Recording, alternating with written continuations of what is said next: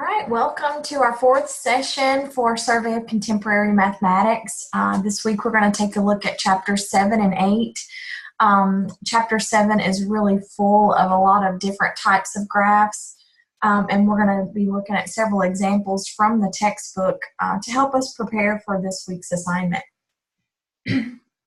Graphs are displays that provide a pictorial representation of data. The advantage of graphs is that they present information in a way that is easily read. So we've got pictographs, circle graphs, bar graphs, broken line graphs, histograms, frequency tables, and box and whisker plots. So we're going to take a look at all of those different types. Just a couple of other quick definitions before we get into our textbook. Be familiar with these statistical measures. Mean is the average, and to find the average, you will add up the numbers and divide them by how many that there are.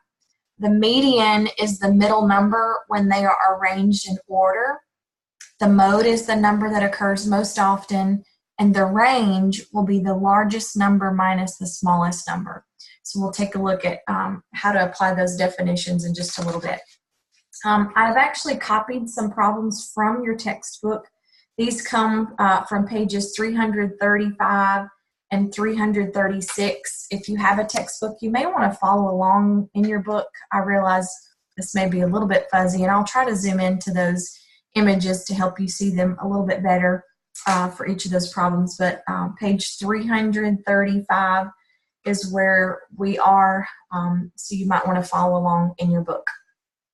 Don't hesitate to jump in if you have questions as I go through these, but I'll also address any other questions at the end of the recording too.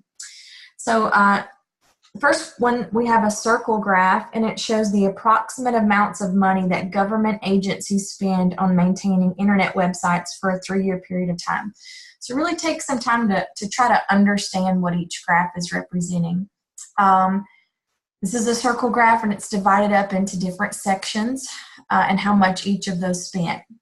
But notice right below here that these amounts are actually in millions of dollars. So you wouldn't want to represent that as just $148, but that is $148 million. So pay attention to those details on your assignment this week. You'll want to label that money in the correct form. So number one, it says find the total amount of money that these agencies spent on maintaining their websites. So all you're going to be doing is adding up these amounts all together. So that would be 148 million plus 104 million plus 31 million plus 27 million plus 24 million plus 15 million. And that's going to give us a total of $349 million was spent total altogether from this agency, these agencies altogether. Okay, total means to add them all up. Number two, ask what is the ratio? Remember, that's something we learned about last week. What is the ratio of the amount spent on the Department of Commerce to the amount spent by the EPA? So we want to give the ratio in that form, commerce to EPA. So it says that Department of Commerce spent $27 million and EPA spent $24 million. Of course, those 6 zeros will end up canceling out. We want to reduce this ratio to lowest terms. The label dollars ends up canceling. So 27 over 24.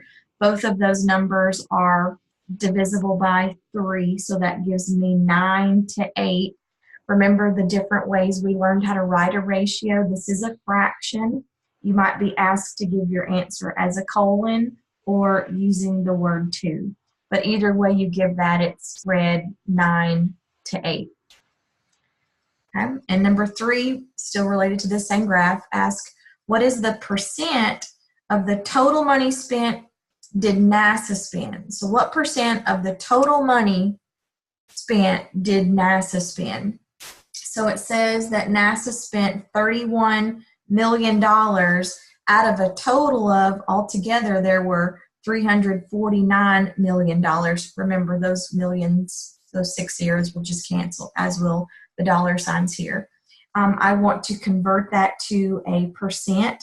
So 31 divided by 349 gives me this decimal point 0.88825. You know, that just keeps going on. But the directions ask me to round that to the nearest tenth of a percent. Remember, to convert your decimals to a percent, you're multiplying by 100. So you shift that decimal over 2 spaces. That's 8.8825%.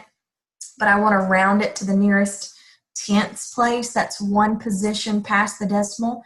But I look at that hundredths place to decide, is this going to be 8.8% or will it round up to 8.9%? 5 or more bump up the score, so that will round to 8.9%. So that is how much the percentage NASA spent, 8.9% of the total amount of money, and you could calculate all of those divisions that way. Okay, so that's some examples using a circle graph. In this next graph, we have a double line graph. It shows the populations of California, that's this red line, and Texas, the blue line, for selected years. And it says use this graph to complete exercises 4 to 6. So take a look at this axis here. Your x-axis represents the years 1900, 1925, 1950, 1975, and 2000. And this axis, your y-axis, is the population in millions. So going from 0, 10 million, 20 million, 30 million, 40 million. So in 1900, which state had the larger population? So in 1900, let me zoom into this picture just a little bit and clear that up. I can tell that the blue line is right above the red line. So that tells me that in 1900, Texas population was greater than that of California. So that's how I'll answer that question. And then in 2000, approximately how much greater was the population of California than the population of Texas? So in the year 2000, I can see California had a larger population than Texas.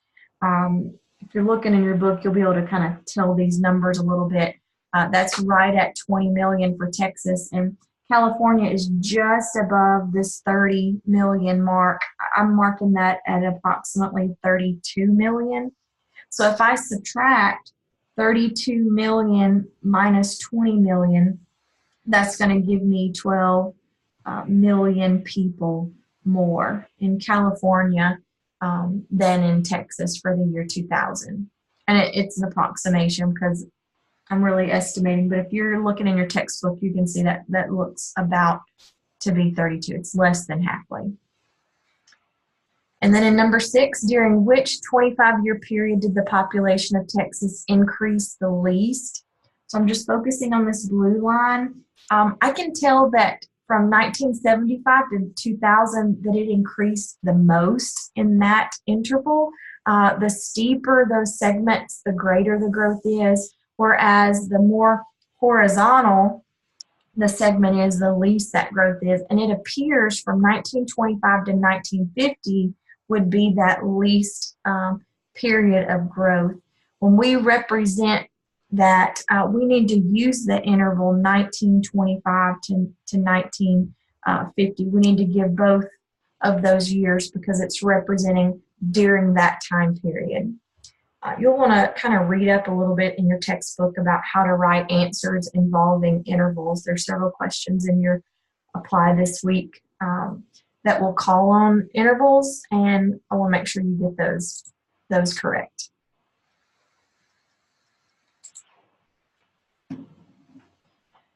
All right, next one, we have another line graph, a single line graph. It says the frequency polygon in figure 48 shows the range of scores for the first 80 games of a season for the New York Knicks basketball team. Okay, so this axis is showing the points that have been scored. Now notice this is counting by tens except between 0 and 60. So they used a broken line graph here just because there was no reason to show any scores less than 60. And then on my y-axis here, this is the number of games in which they scored that amount of points. Now, I've kind of looked at these numbers ahead of time. You know, of course, this is 2 because it's counting 2, 4, 6, 8. So here, this would be one game. They scored, you know, about 65 points or something like that.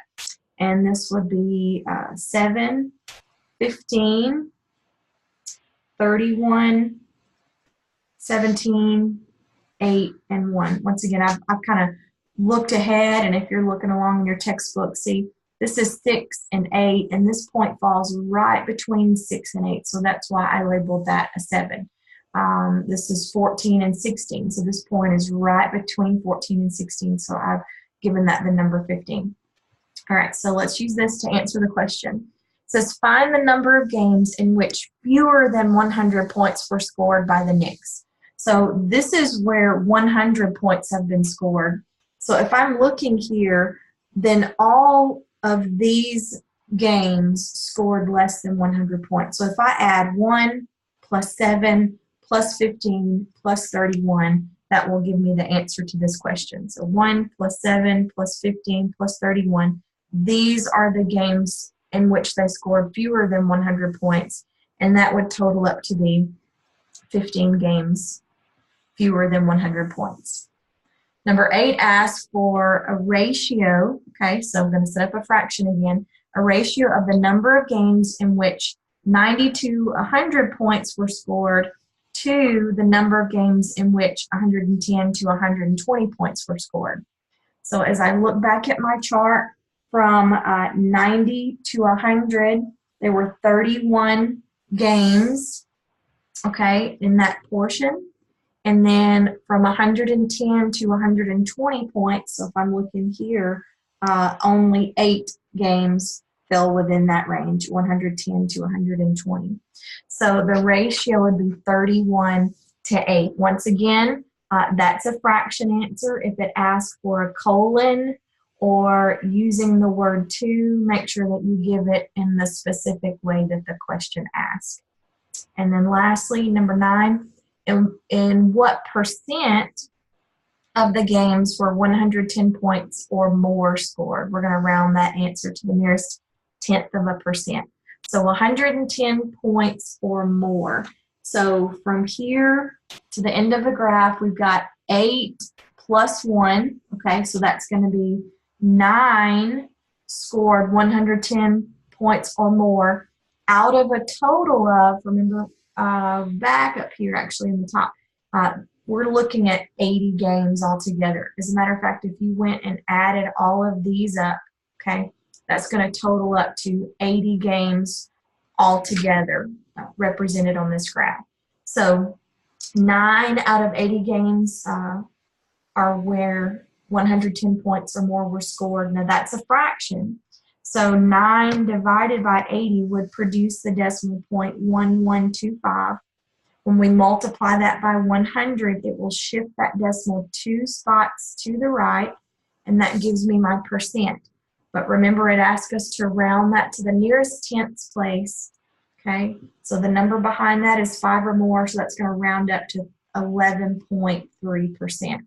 So get your fraction, convert that to a decimal, shift your decimal over 2 spaces, and then round that percent to the correct spot. All right, we're going to look at some more graphs. This is coming from page 336 in your textbook. Chapter 7 is just really full of graphs. I don't know that you'll find them challenging this week, but I just want to give you plenty of examples so that you'll know how to work all of the problems related to the different types of graphs.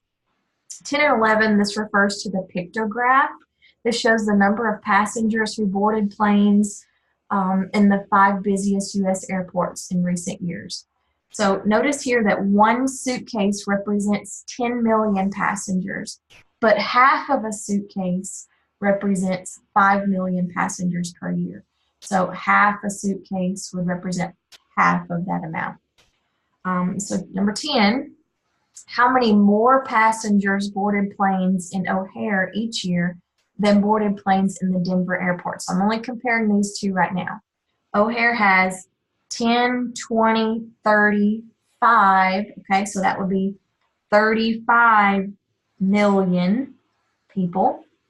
And Denver, we have 10, 25. So that would be 25 million. So we'll subtract 35 million minus 25 million, and that gives me 10 million more people would board the O'Hare Airport than Denver.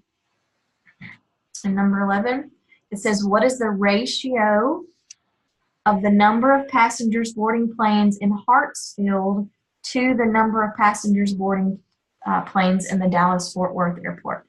Write your answer using a colon, okay? So Hartsfield has 10, 20, 30, 40. And Dallas-Fort Worth has 10, 20, 30. Okay, I can divide both the top and the bottom by 10, and that gives me the fraction 4 to 3. But remember, it specifically asked me to give this answer as a colon. So I'm going to rewrite that as 4 to 3 using a colon. Okay, in this next example, we have a double bar graph. It shows the total number of days open and the number of days of full operation for ski resorts in different regions of the country. So it's a double bar graph and it's color coded. The purple represents the days that it has full operation, and the blue bars represent the total days that are open. So we've got several different resorts, and then this axis shows the number of days that they're open or full operation. Okay, so let me go ahead and jot down this information. This is something that you'll see if you're looking more closely in your textbook. Notice it counts 10, 20, 30, 40, 50. So this will go up to 60. This one here is 130. I've already pre-checked these out, but you can more clearly see them in your textbook.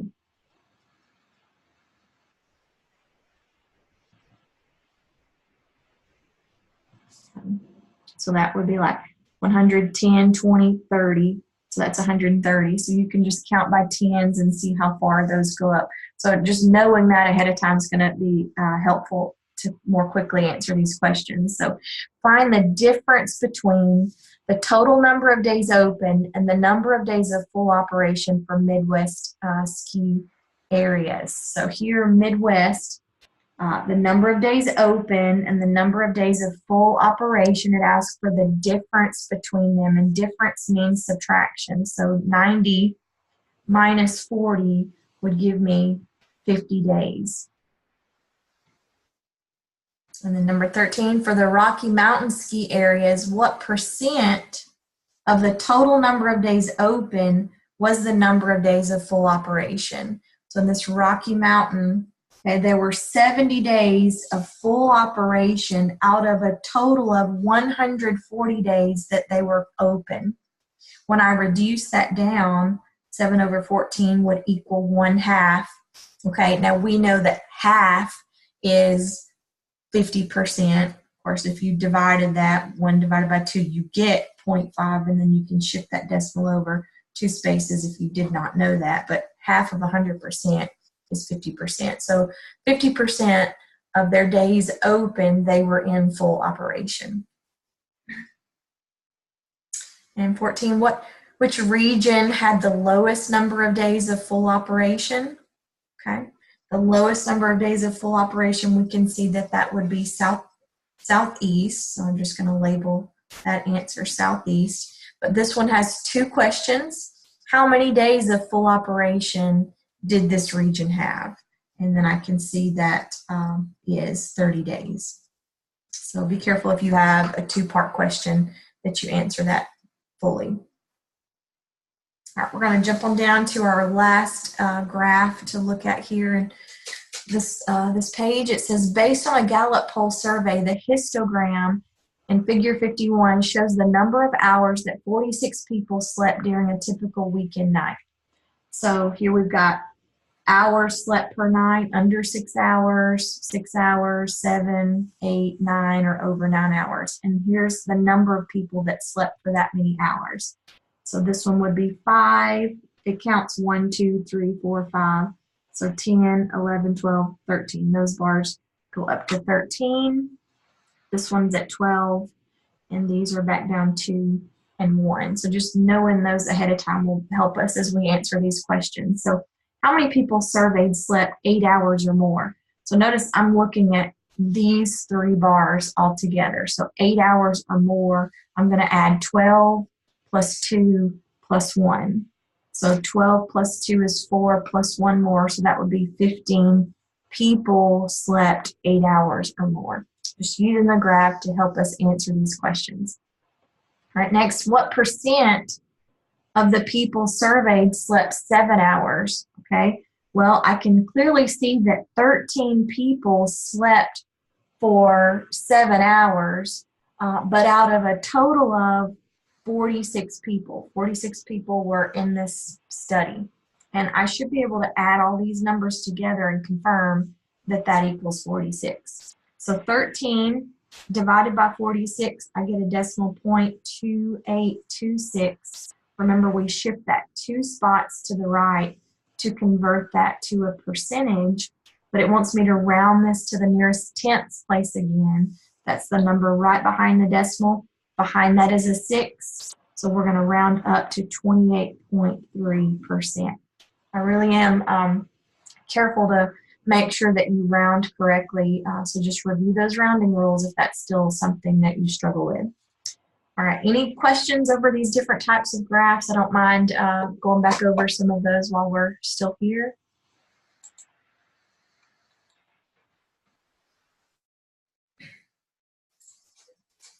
Okay. All right, well, I have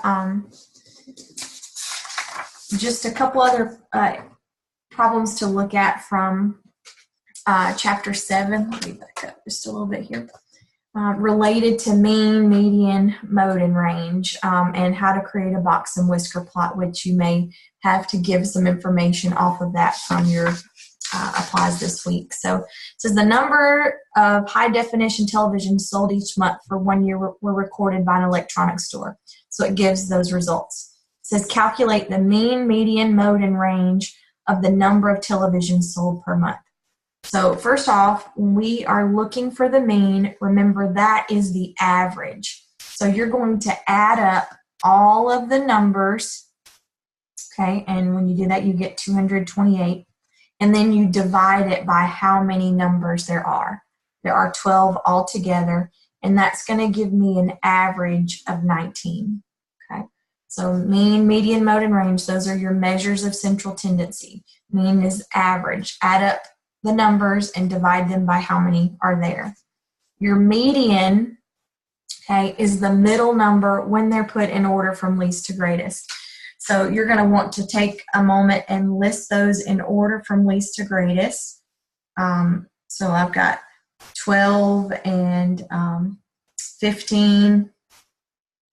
There's another 15. Okay, then 17. I see 2 17s. A 19. And then 3 20s. Okay, and then a 22, 24, and 27. Okay, so you might want to double check, count all those up, make sure you got 12 altogether.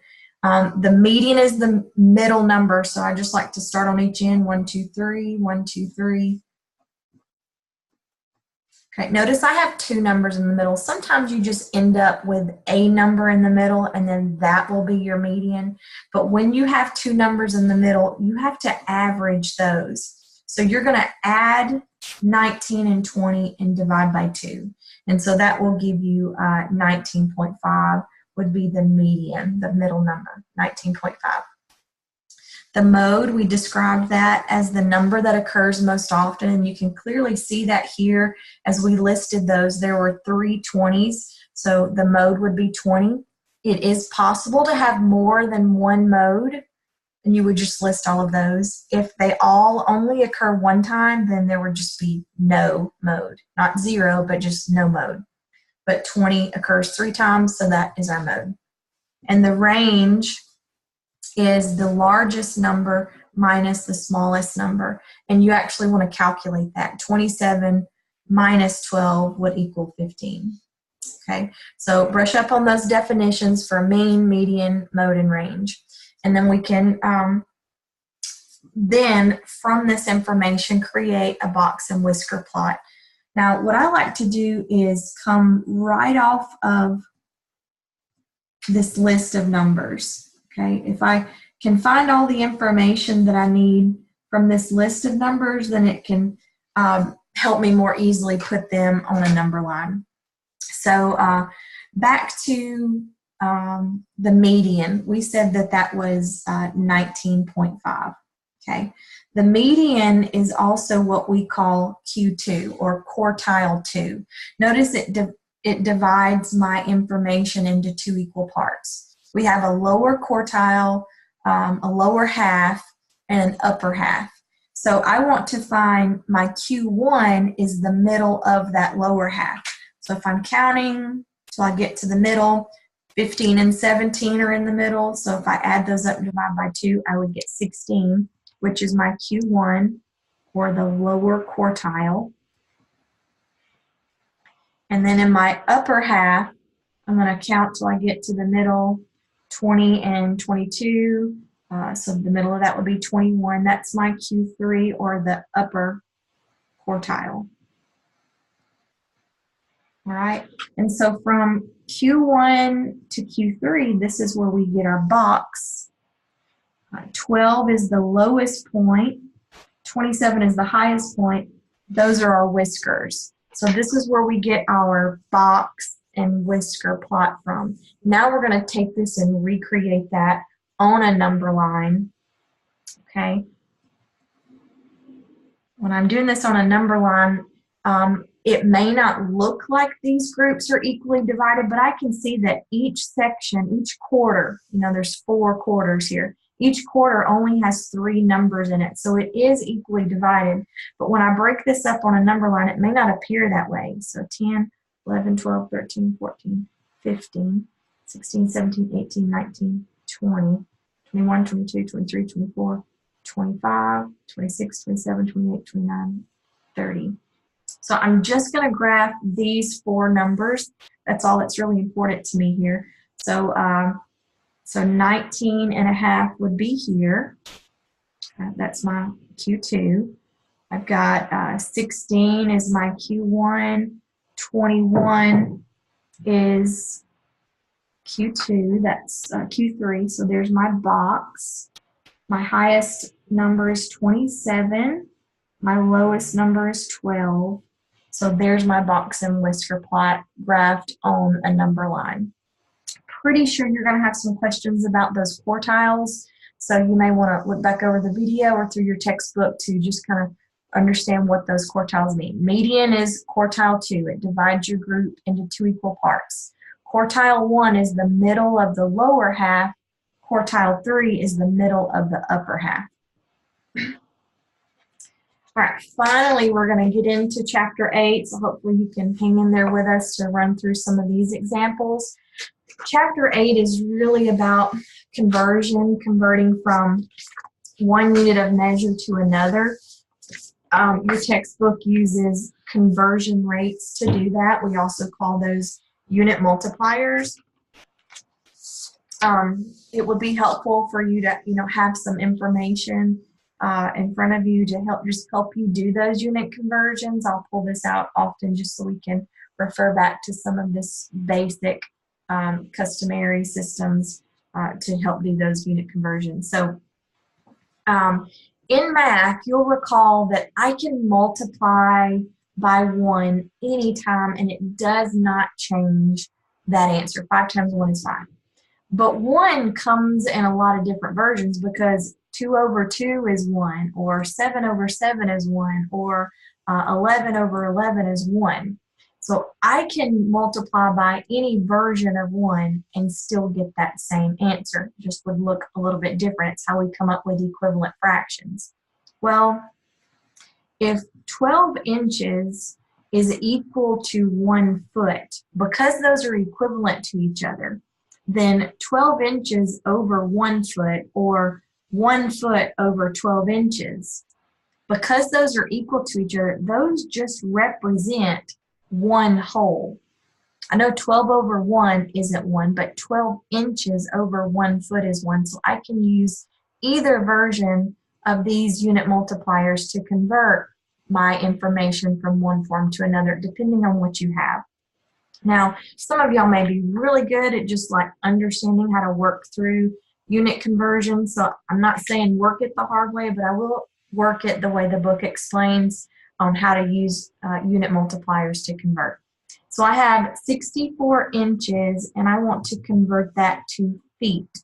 So using a unit multiplier, I have inches and I want to go to feet. So I'm going to use this version of my unit multiplier, 1 foot over 12 inches, because in math we can reduce diagonally. See how the word inches cancels out and the only thing left over is feet. So 64 times 1 divided by 12, I can calculate that in my calculator, but I get like 5.3 with a Repetin bar, which I know is 5 1/3. You can do that math by hand, and I can see that that would go in 5 times with a remainder of 4. So 5 4/12 is the same as 5 1/3. Feel free to use a calculator, but you need to be careful to give your answer as exact as possible unless it offers you an opportunity to do your rounding. Because with measurements, we want to be careful to be specific with those answers. Okay. All right, next one, we want to convert 9 feet into inches. Notice I'm still using the same type of information. There's still 12 inches in 1 foot, but this time I'm going to use this unit of measure. I have feet, and I want to get an answer in inches, so I'm going to use the unit multiplier 12 inches over 1 foot because it allows my units to cancel diagonally. 9 times 12 divided by 1. 9 times 12 is 108. So there's my answer. Okay. Like I said, a lot of you may visually see and understand how to do these conversions just mentally, and that's perfectly fine. I'm just trying to use the method the textbook shows in case you need some more help on this lesson this week. We can do any kinds of operations with different units. In this problem, we're adding. So what you will do is line up those common units. I can add inches with inches and feet with feet. So that's 11 inches, and then that would be 9 feet. Okay. I'm going to simplify any answers as far as you can. Here I have 100 inches, and I want to break that answer up into feet and inches. Well, if there's 12 inches in 1 foot, I could divide 100 by 12, and I know that goes in 8 times, and I get a remainder of 4. Okay, so that tells me I have 8 feet and 4 inches left over. Okay, so the average height of a player in the NBA is 6 feet, 6.98 inches. Find the average height in inches of a player in the NBA. So this is feet and inches. I just want to now convert this just to feet. So there's 12 inches in 1 foot. So if I multiply 6 feet times 12 inches in 1 foot, see, like we did before, that feet cancels. 6 times 12 would be 72 inches. And then I want to go back now and add that inches that was also a part of that player's height. And that gives me a total of 78.98 inches for the average height of an NBA basketball player. All right, next, a board 6 2/3 feet long is cut into 4 equal pieces. So how long is each piece? So I'm taking this board 6 2/3, and dividing it into 4 equal parts. So if you remember from a previous lesson, we learned when I'm dividing with fractions, I need to convert any mixed numbers to an improper fraction. So 3 times 6 is 18 plus 2, that would be 20 thirds, and I'm dividing that by 4 over 1. Well, instead of dividing fractions, we will multiply by the reciprocal instead. I can reduce diagonally because 4 goes into 25 times, and that would be 5 thirds. With measurement, though, that improper fraction really is not the best answer. 3 goes into 5 one time with a remainder of 2. So that would be 1 2/3. But I've just got quite a few different examples, and I want to go over a few more word problems just to help prepare you for those that you will see on the apply. We can subtract. We'll line up like units. The thing about subtracting with mixed measures, I cannot borrow like I would normally borrow in a subtraction problem. I can't take 8 ounces away from 5. But if I look back at my chart here, this says that 1 pound is equivalent to 16 ounces. So if I borrow a pound, I can add that back as the 16 ounces. Okay, so 1 pound is 16 ounces. So I'm going to borrow a pound and I'll add that back as 16 ounces. So together now that makes 21 ounces. And I can subtract 8 from 21. That gives me 13 ounces. And then 6 pounds minus 3 pounds would be 3 pounds. So be careful when you're subtracting. It's a little bit more complicated if you have to borrow and regroup your information. Multiplying with mixed numbers, remember we have to convert that to an improper fraction. 2 times 5 is 10, plus 1 is 11 halves. I can put 6 over 1. 2 goes into 6 3 times, so that would be 33 over 1, and that label is pounds. Please be sure to label properly this week because we're converting feet to inches, inches to feet. So make sure that your label matches the conversion that you're trying to give. All right. So here we have 3 pounds, 8 ounces, and we're dividing that in 2. Be careful too. I've seen a lot of students that when they label pounds this way, that might accidentally look like a 1, or your Z, or this O in ounces might accidentally look like a 0. So be careful not to give wrong answers for just silly reasons like that. Just be very cautious. So I can divide 3 pounds by 2 one time, okay? And that is 1 pound left over, which is the same as 16 ounces. Okay, so I'm just going to regroup here, and I can add that up, giving me 24 ounces left over. And then 2 will divide into 24 ounces 12 times. Okay, but that's a little bit trickier with a division, but I had 1 pound left over, so I just changed that to 16 ounces and added it with the 8 I already had, and then I could divide 24 ounces by 2. So that would be my answer, 1 pound, 12 ounces. All right, a couple more word problems. It says a baby weighed 7 pounds, 8 ounces at birth, and at 6 months of age, the baby weighed 5 pounds, 15 pounds, 13 ounces. So find the baby's increase in weight during those 6 months. So we're going to have to subtract this information to find out how much that baby's weight has changed. 13 minus 8 would be 5 ounces, and 15 minus 7 would be 8 pounds. So 8 pounds, 5 ounces. A manuscript weighing 2 pounds, 3 ounces is mailed at a rate of 44 cents per ounce. Find the cost of mailing that manuscript.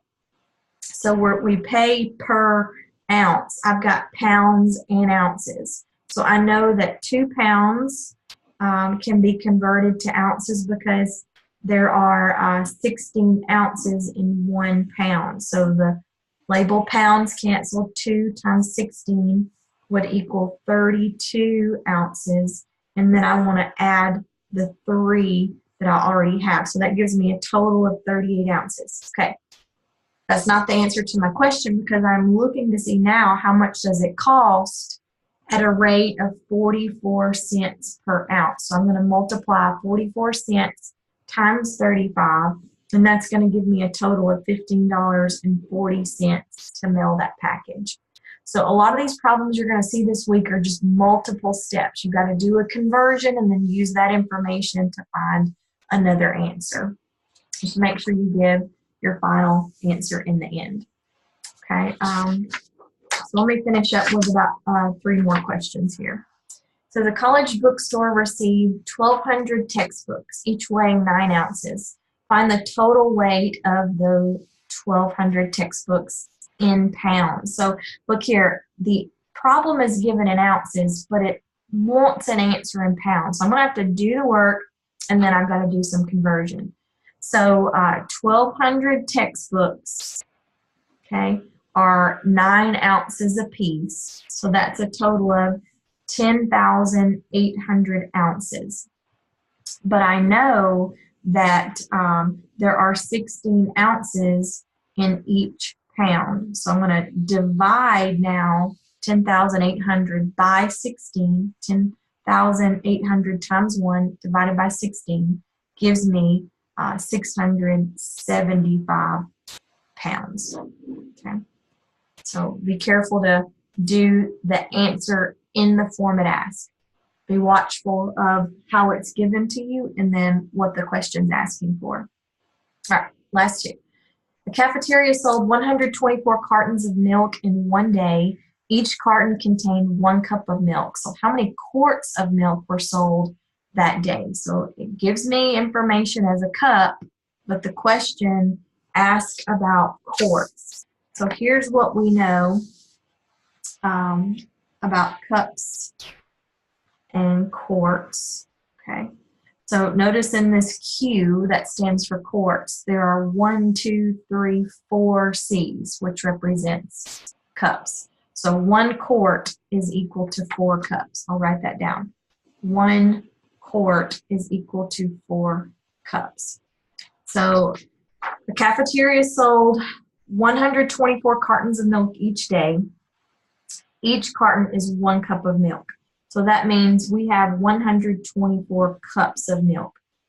And using that unit multiplier there, 4 cups in 1 quart. So that cancels out. 124 times 1 divided by 4 will equal 31 quarts of milk.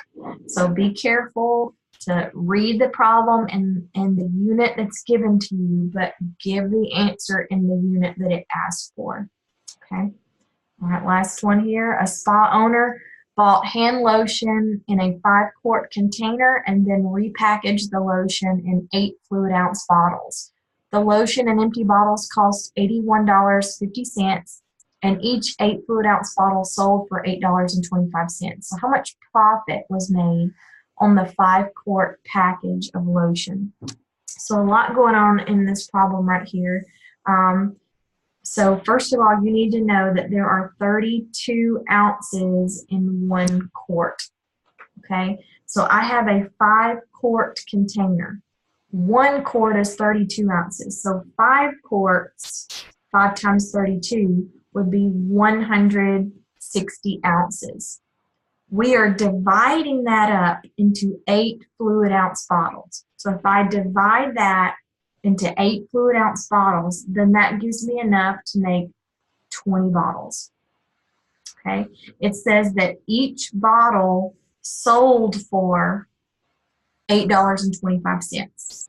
So I'm going to multiply those 20 bottles by $8.25, and that gives me $165. Okay, that's how much all of that was sold for. But the lotion and the bottles cost $81.50. I want to know what profit was made.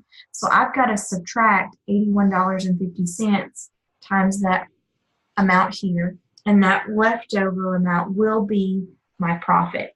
$83.50 was the profit made. We have to subtract those expenses to find out the profit.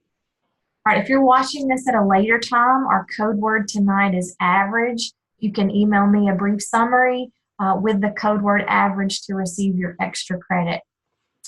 So thank you for joining us tonight.